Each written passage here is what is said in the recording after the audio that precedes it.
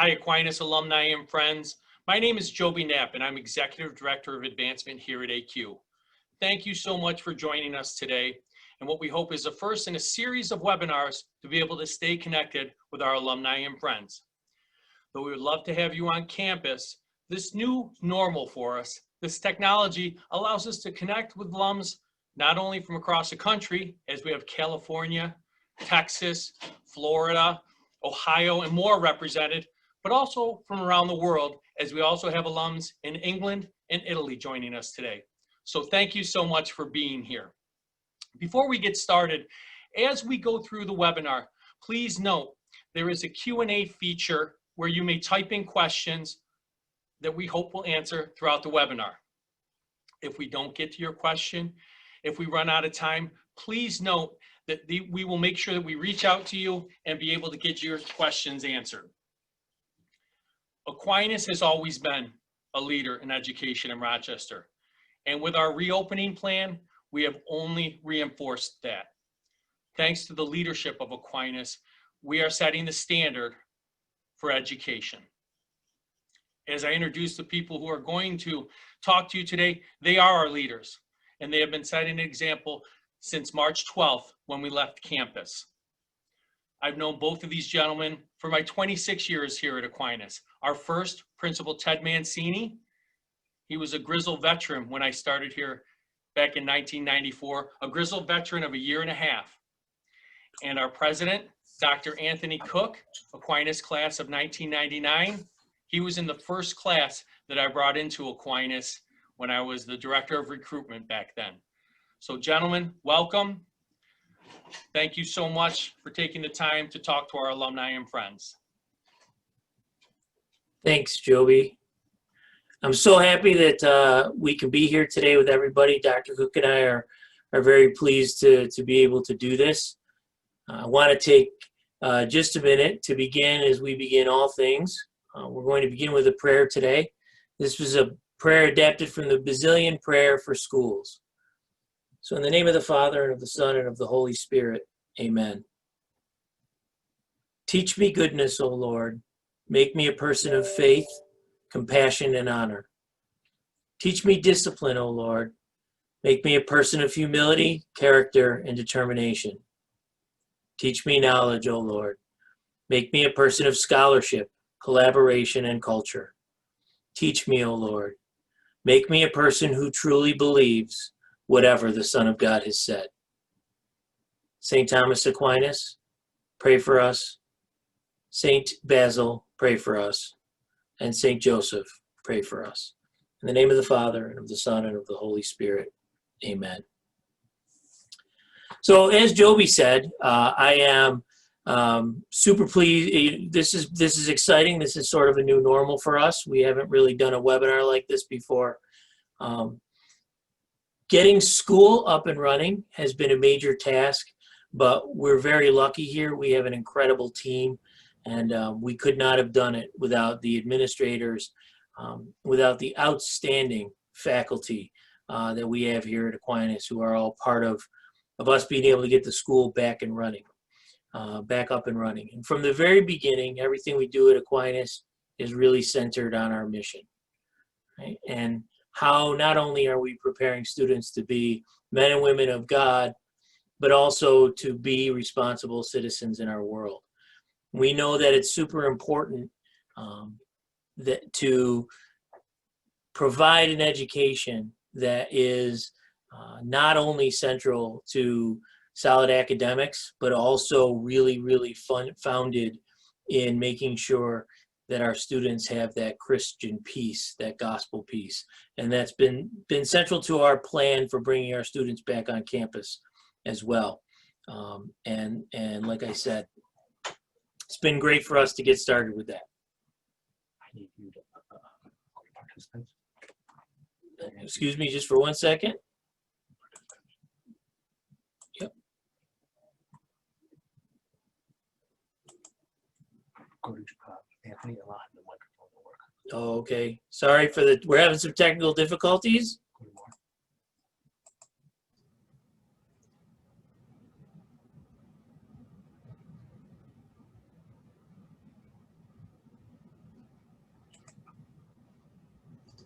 Mike's unmuted. There he is. Got it. How you doing, Dr. Cook? Great, great. Sorry about that, everybody. Thanks for Oh, you're bearing fine. with us, but we navigate the technology, which also plays a big piece in our reopening strategy. Like I was saying, you know, this has been a big piece for us, and ultimately here, Aquinas is really leading the way to safety, security, and in technology when it comes to bringing school back for our students on campus and in person this fall. So, Dr. Cook, want to Yeah, take it away? just wanted to echo what Ted said. Thank you for joining us today. And as Ted shared, our mission really shapes all the decisions we make in general, but also as we look to reopen for this fall. And I just wanted to take a minute also to talk about our board of trustees, which has been incredibly supportive since I've started in February, but also throughout this summer, and what has been one of the interesting paths to reopening school for our school year. But the support that they've provided to our school, to myself and Ted as president and principal, and just to our whole team here has really made it possible for us to come back 5 full days on campus. So I did want to thank all members of our board of trustees. Also just wanted to talk a little bit about our foundation board. And our school has an Aquinas Foundation. It's a separate 501c3 that houses what last year was around 21 million, and we'll have an update soon this year, which provides roughly $1.4 million in financial assistance each year to help support our students' financial aid needs. Obviously, our future goal for the foundation is to grow that endowment. We would like that to exceed 30 million. And the reason is we really exceed our financial aid amount each year and fund some of those dollars out of operations. So it would be great that if our endowment was such that we would not need to fund some of those needs out of operations. Recently, we restructured our Alumni Relations and Development Office and our Enrollment Office to create a new Office of Advancement that really matches a college-like environment and model. This Office of Advancement, as you heard at the beginning of this meeting, is led by Joby Knapp, who's been at Aquinas for over 26 years. And he is just surrounded by other incredibly dedicated people that are responsible for most of our revenue driving sources for Aquinas. So we're so thankful to have this Office of Advancement that's going to lead us forward into the future. We were very excited as throughout the summer we thought we might have a decline in enrollment just with some of the financial conditions in Rochester and the surrounding area. But we're pleased to share that as of just this week, we have over 700 students registered for the fall. We have waiting lists in grades 6, 8, and 10. And yesterday, we actually welcomed 158 new students to Aquinas for our new student orientation. And it was just great to have students back on campus. And they really, right after they got here, they felt comfortable and back in the groove again. So just an incredible job by our advancement team in ensuring that our enrollment is strong coming into this fall. In terms of scholarship and financial aid, I shared our numbers a little bit, but I will say that this year will be somewhere between $1.6 and $1.8 million awarded in financial aid, tuition assistance to families that need it most. We did open up in the spring, early summer, a COVID relief fund that would allow families that were impacted financially to apply for additional assistance in order for them to come back to Aquinas. And we had over 155 students and counting really applying for that additional assistance. That is a fund that we are still actively recruiting gifts for. If that's an area that you feel that you can help Aquinas, we would be more than happy to have that support. So thank you for your consideration in those efforts.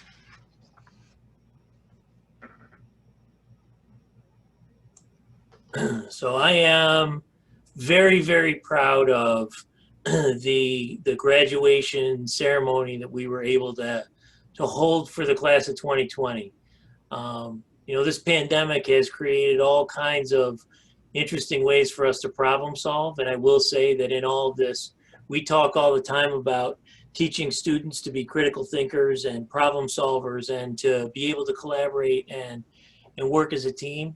And in the last 6 months, we have modeled that in almost every single decision and thing that we've done as a school administration and faculty.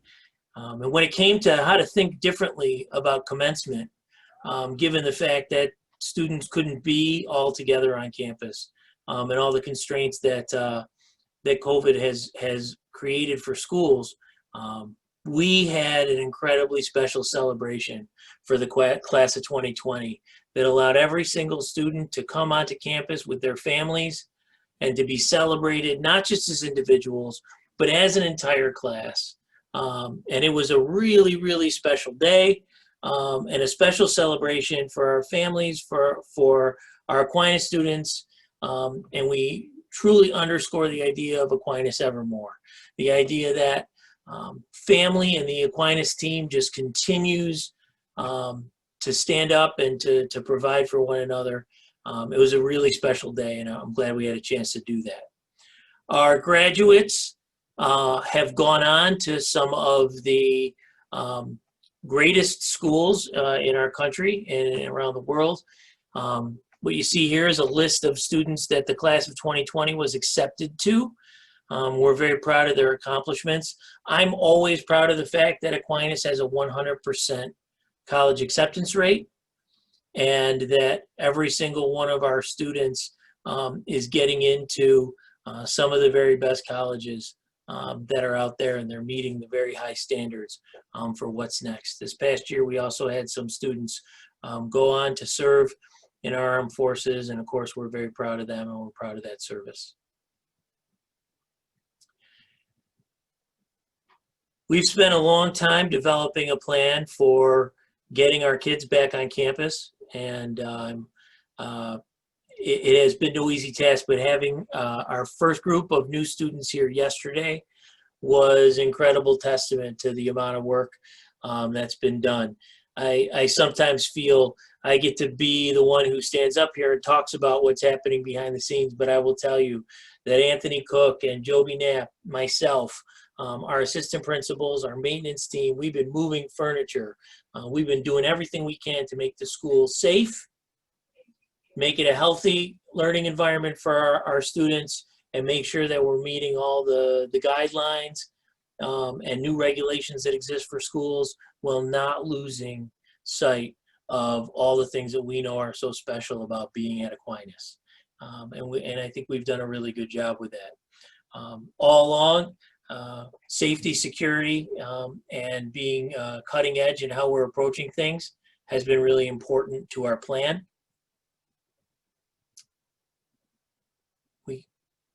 Our plan is based on guidance from the state, the county, the federal government, the CDC.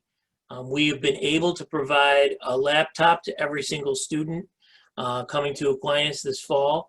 And as a result, we've equipped our classroom so that our teachers can not only be live to the students who are in the classroom, but for some families who have chosen a distance learning plan, those students from their homes are able to synchronously tap into what's happening live in the classroom in real time every day. And our teachers have been here this week learning how to adapt to this new environment and this new technology where we are able to have class both in person and remotely simultaneously. Like I said, we couldn't do this by ourselves. We had an incredible task force made up of educators, board members, administrators, parents, people from the community. They've done a great job of creating a plan that is not only focused on our mission and on the safety of every kid, but is also viable and attainable and something that we can truly do. And I'm grateful for all of their service.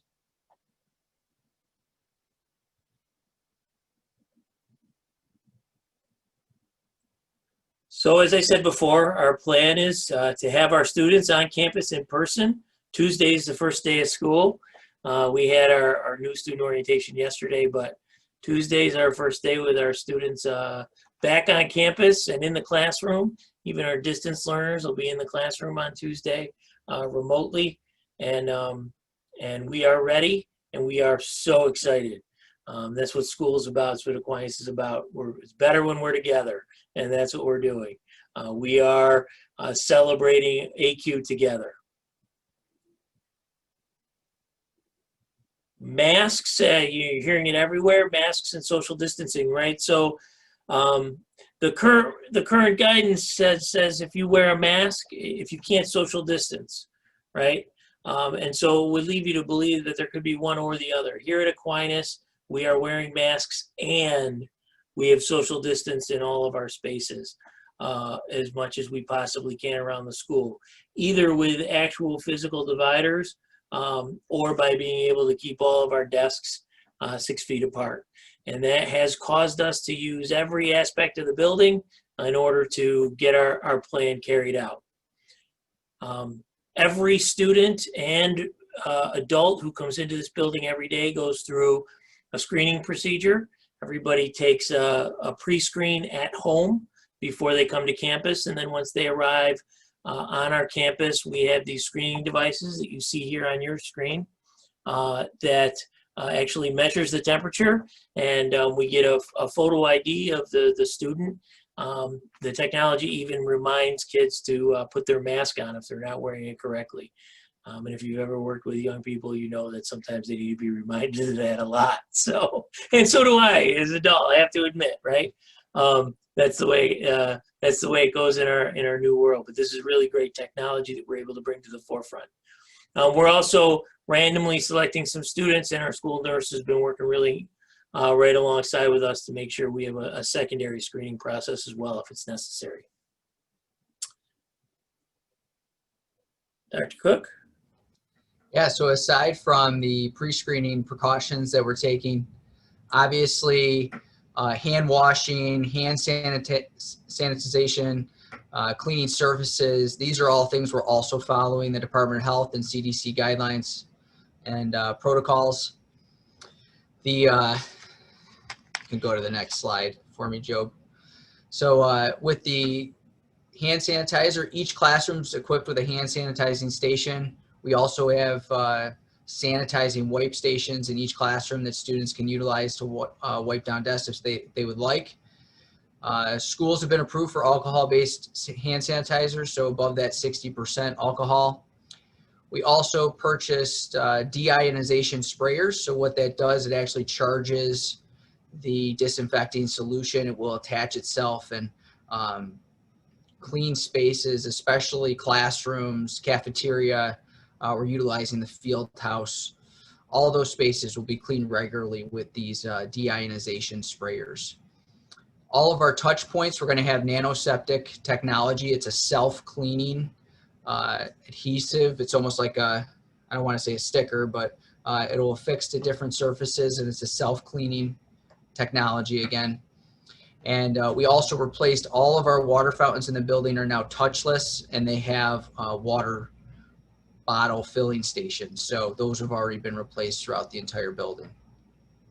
Our last major upgrade to the facility was we felt that we were spending all this time and resources in cleaning surfaces that we should also focus some of our attention on the air within the building.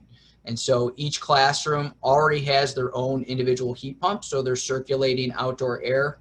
But to step up those efforts, we've added the brand is IntelliPure. It's a Healthway device. It's a DFS, disinfecting filtration system, that'll actually filter down the size of the air particles within a space to 0.007 microns. And if you don't know what a micron is, like myself, before looking into this further, there's a diagram that kind of describes the difference between what a HEPA filter would actually filter out and what these filters will be doing for us. On a level of, what you would compare this to, This is very comparable to a clean room or hospital environment that we'll have here at Aquinas. It's going to provide an additional 2 to 3 air changes an hour in each of our classroom, and even common spaces. We have air filtration in the hallways, the student union, the field house, all common spaces where students are going to spend time. We're going to be constantly filtering the air, about 30% increase in air changes. And as I shared, it's about 40 times more effective than having just a standard HEPA filter. And I know we have Andy Wider, class of 98, on this call with R.L. Kistler, so do want to thank him and his team for his efforts in getting those so quick. So again, you can see here some of the things that we've done in classrooms, right? Just spreading things out to give us that social distancing. But even in our science labs and in some other spaces around the school, we've been able to employ some other technology with some clear barriers that allow us to use things like our science labs with our students socially distanced with the mask, but also with these plexiglass screens, while also able to be in the same physical proximity so that we can better utilize that space in labs and classrooms. So more or less every classroom at Aquinas has gone from the 20 to 30 students you may remember being in class with you to now being 12 to 18 students in a room, which has also caused us to spread out around the building. Athletics and activities are a big part of school. I know that as a student at Aquinas when I was younger, I came to school every day because I was committed to my after-school activities. And I knew being in school was necessary for me to be able to do what I wanted to do after school. And that hasn't changed one iota for students today. We want to make sure that we have opportunities for them to do this. Athletics is regulated by the state.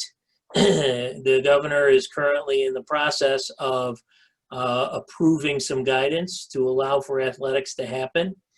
We're hopeful that athletes will be able to begin practicing in the end of September, and that there'll be some sort of truncated fall season and then winter and spring seasons.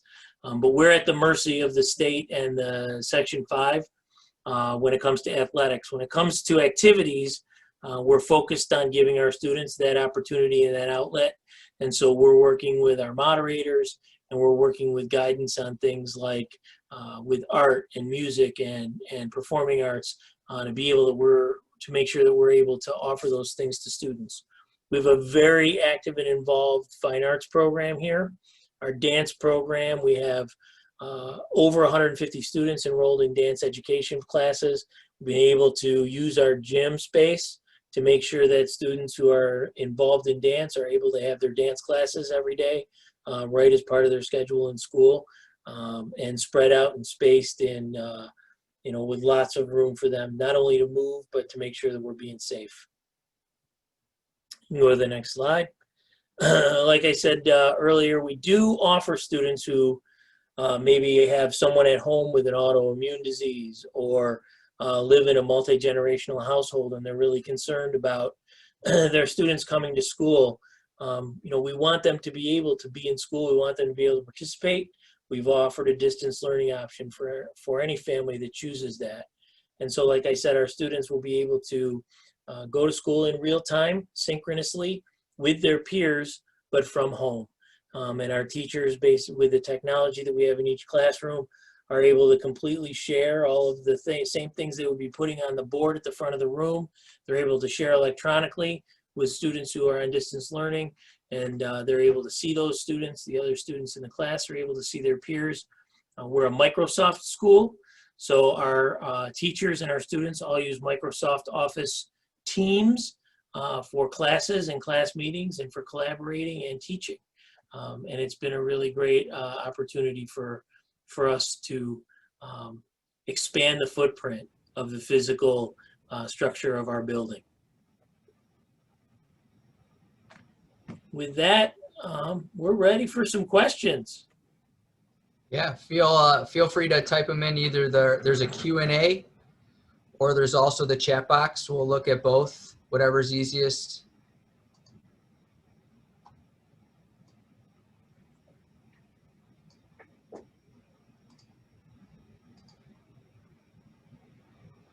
This looks like it was an easy group.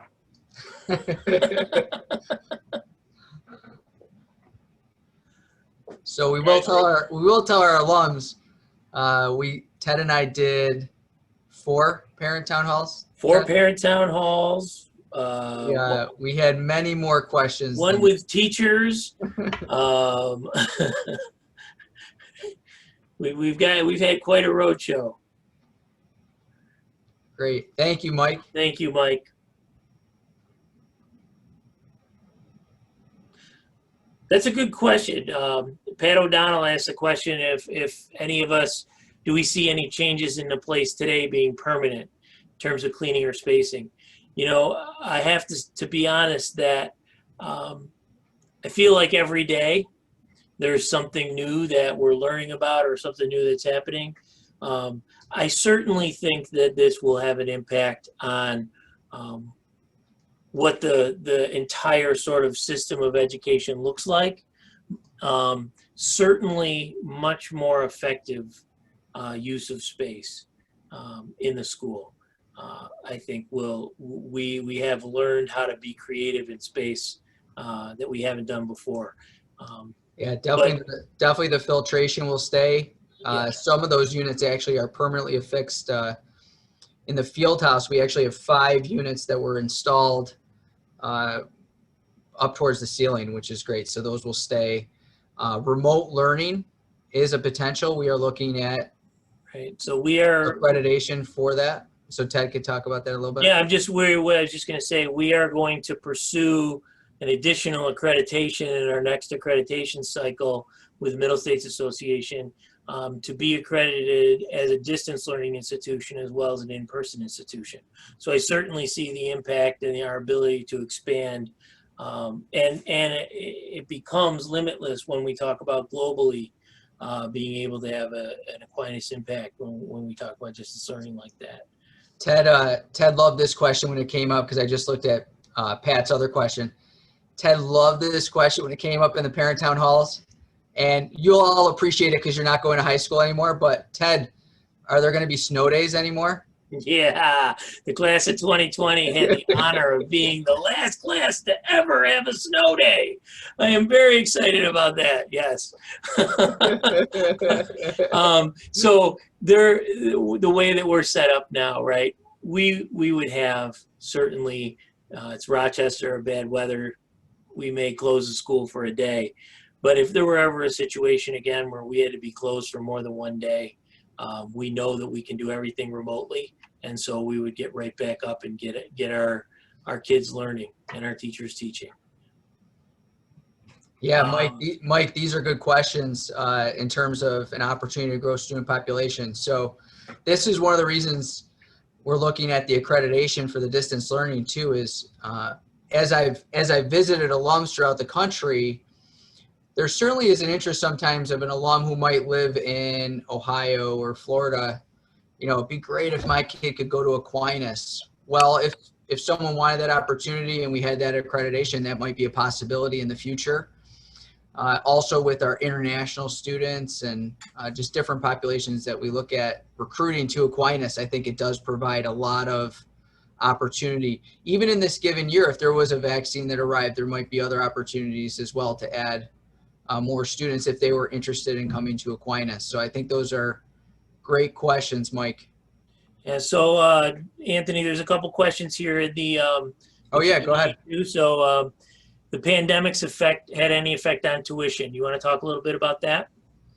Yeah, so we have actually expended more dollars this year coming into the new school year than probably ever before, just on upgrades to facilities. So tuition will remain the same for this coming fall. And even those students that did select distance learning, they knew that the tuition would remain the same. So that's a good question though, Joe. Yep. I'll read the next one, Ted, and you can right. answer. For distance learners, when can the students return to campus if we choose for them to return? Yeah, so our distance learning is set up for students to do it at 10-week intervals. 10 weeks is a regular marking period, and it makes most sense for us to give families that opportunity to evaluate at those intervals. So a student can, if a student is on distance learning for the first quarter of school, the first 10 weeks, they could return again to in-person on-campus learning for the second 10 weeks. Or they could stay on distance learning and vice versa. We want it to be as fluid as it can be, but have enough structure that we're able to manage it successfully. Great. Yeah, and I think you said it today, Ted, when we were meeting with faculty and staff, but students grades 6 to 12, they need structure. Yes. And so a constantly changing environment can be difficult for them, all students really, and it's even difficult for adults. So we recognize that, and that's why there's some time frame set up for the changing with that. This is a good question from Tom, and I guess you and I could answer it both. So what percentage of our faculty and staff are returning to work to teach this year, Ted? 100%. 100%. All of our teachers are back. And we're very excited to have them all in the classroom. Yeah, I can't wait. And they have been phenomenal, especially coming back this week. All of our teachers and staff participated as part of our new student orientation and just really showed what Aquinas is all about. So very proud. I'm going to jump back to Yeah, go ahead. Mike Capizzi's asking, just curiously, are the efforts that we've put into place similar to those of our peers at McQuaid, Mercy, Bishop Kearney? You wanna answer, and I can follow Yeah. up. So I'm gonna give Andy Whiter, class of '98, another shout out. We are deploying best in class air quality for a school in Rochester. Andy, probably correct me later, but I do not believe there's another school that has put forth the efforts to improve the air quality for its students, faculty, and staff. So I would say we're exceeding just really any other school in Rochester. Some of our counterparts already had a one-to-one program in terms of each student receives a device. So we've kind of matched that by offering the students the Dell Latitude laptops. We felt that was incredibly important, that we provide a device in case there was a time where we had to go out of school and parents were home as well, and we didn't have kids jockeying for technological resources. So I will add. Go ahead. Yeah, go ahead, Ted. No, I'm sorry. I will add that again. I can't speak to as we move forward because we're in uncharted territory. But in the spring, we were the only school here that maintained our full curriculum the entire time that we were out on distance learning, to the point where we are the only school that gave final exams, true finals in a way that our students were used to, and having a benchmark that they needed to be successful at the end of the year, so that we could evaluate where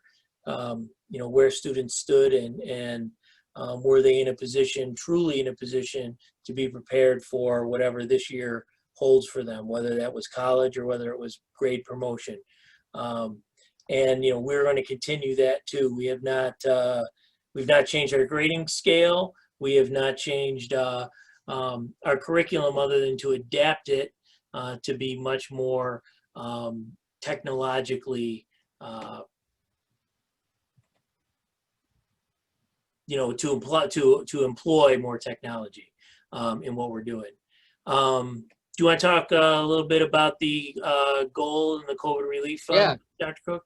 Yeah, so our goal for COVID relief is roughly we would like to be at 200,000. We are kind of at the beginning phases of reaching that goal, so we're still obviously recruiting gifts for that, but we are allowing kids to return, obviously, with school starting next week, and we'll just continue to recruit gifts to that COVID relief fund. So again, if you know, if you've had a lapse in giving or you're interested in making a contribution to Aquinas, I think it's a great way to re-engage. It's going directly to families, and we couldn't care more about our students and bringing them back to school and their health and safety. And so we appreciate, obviously, any contribution alumni and or friends make to help them do that. So thank you. Right. Next question, Ted, is how are physical fitness requirements being handled both for students at the school as well as for those who are attending remotely? Yeah, so phys ed is still a requirement for every student every year to successfully pass both semesters of physical education. It's a little bit different. This particular time, students can't use locker rooms to change and that sort of thing. But we've adapted our phys ed classes to involve limited physical activity. We're incorporating things like yoga, stretching, frisbee golf, but even students who are doing remote and distance learning still have a physical education regimen that they will need to complete and be able to submit to their teachers virtually that they've completed those assignments. You know, that's an important part to a well-rounded education is making sure everybody's moving. All right, next question here. Yeah, you want to ask me the next one? Yeah, let's do, how does the endowment compare to other private schools in the Rochester area? Yeah, so nationally, a school our size and longevity, we're probably middle of the road. We can continue to grow a little bit there. We exceed endowment for surrounding schools. I won't name any schools in particular, but our rival, we're close to double the size of their endowment, but we should be. We've been around for over 100 years. So again, we always have an opportunity to grow, and that's our goal. The advancement team's goal and my goal is to continue to grow the endowment so that we're fully funding financial aid, which is the need for that's just going to grow as we go on in our history. But really building towards a strong future. I have 2 daughters. They'll be class of 32 and 34, 2032 and 2034 here at Aquinas. So we're building towards a strong future for sure. Next one, Ted, will there be opportunities for professionals, both local and remote, to interact with students virtually to talk about career paths and related future planning? This would be a good part to talk about the capstone too, Pop. Yeah, so that's an integral part of what education is about, right? Is having the opportunity to deal with whatever comes next. So twofold, we've had a very successful program with what we call mock interviews that we've done with our sophomores. We're going to continue that program. We involve alums and other people from the community and actually coming into school and having a face-to-face, and now it can be using Zoom and that kind of technology for students to actually go through the process of what that's like to be in an interview situation. But we also have a capstone project. So our capstone has components every single year that a child is at Aquinas, where they're learning how to specifically do research, how to problem solve, how to think critically about a problem that they've identified and apply that not only to their learning, but to developing it for the future. As juniors, they're assigned a mentor, a faculty mentor that works with them from the middle of junior year through graduation, and they will actually do capstone presentations. Those capstone presentations are evaluated by people outside of our Aquinas building. So the idea is to have a panel of 3 people from alumni or from the community that will actually evaluate our seniors' capstone projects to really give them viable feedback about what they have observed, and the student has an opportunity to really express what they've learned, what their Aquinas experience has been, and how what they've learned here applies to what's next. And so we're really looking to involve our alumni in that path for our students. So next question, Ted, this is an easy one. What's the percentage of families or students that chose distance learning? It's funny that you asked that because right before I came down here, we had one more student sign up for distance learning. We're exactly 10% right now of our students have chosen distance learning. Great. Next question is from Ray, and it's about additional janitorial, nursing, and other staff positions necessary to carry out the reentry plan. So we did transition we shifted some of our cleaning staff. Usually a lot of our cleaning staff is in the afternoons, evenings, but we actually have a cleaning staff member that will be on throughout the entire day, cleaning restrooms, cleaning touch points and other surfaces.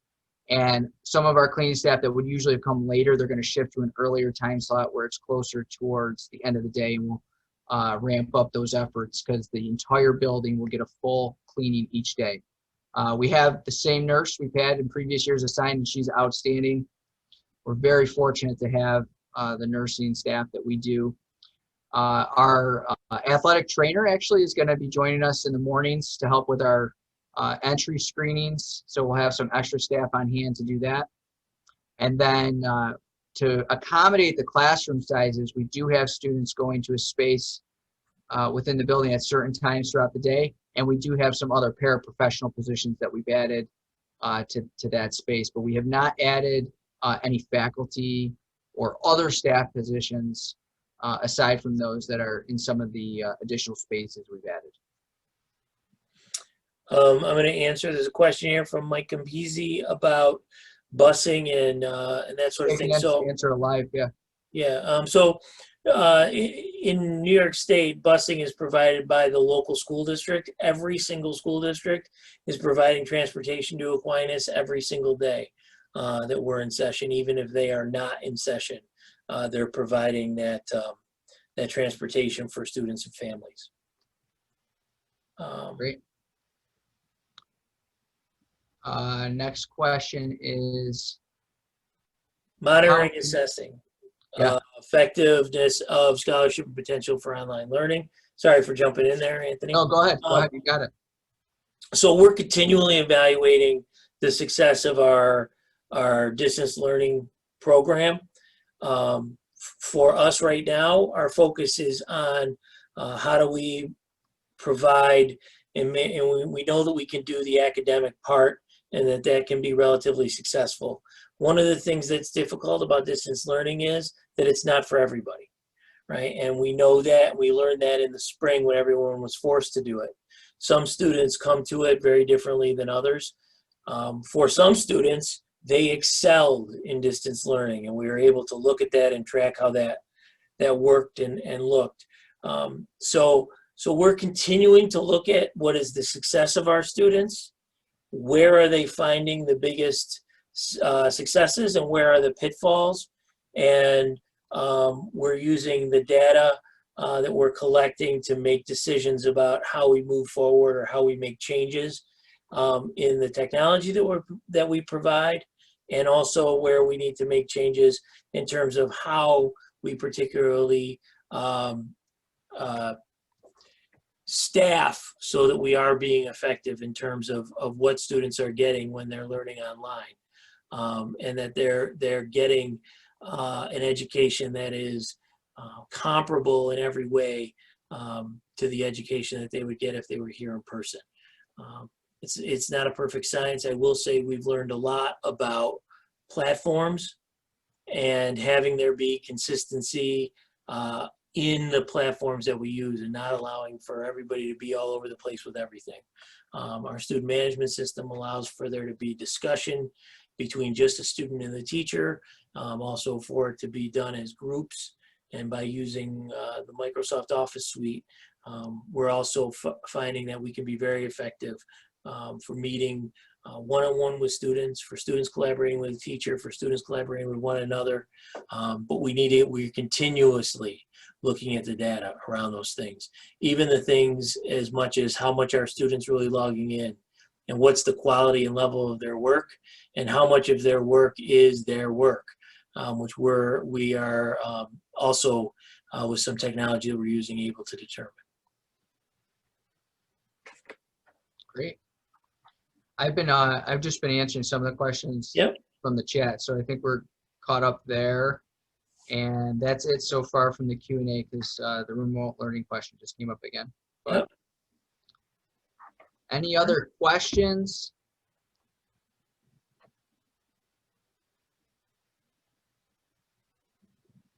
So we did have we had a lot of people stay all the way through. That's great.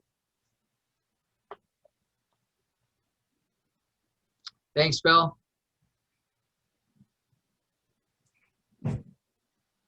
We'll just wait a couple minutes and hang back for any questions anyone has. Feel free to type them in the Q&A or the chat box, but thank you so much. Ted, this is on behalf of Ted, myself, and our entire Aquinas family. Thank you so much for your continuous support and everything you do as part of that Aquinas family. Thank you, everybody. It's been great to spend some time with you.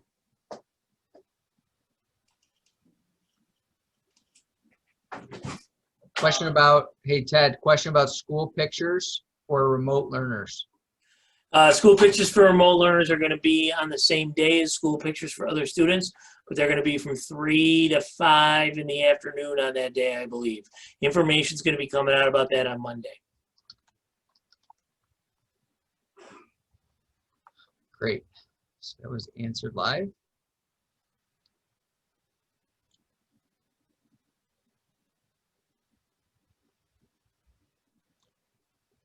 Okay. We had one question I answered in the chat about becoming a capstone mentor, Ted. I said that they could reach out to Ray. Ray Maniosi, yep, or actually Or Jen, actually they're our Jen, yeah. capstone coordinators, yep. That's great, I saw the email in there, yep.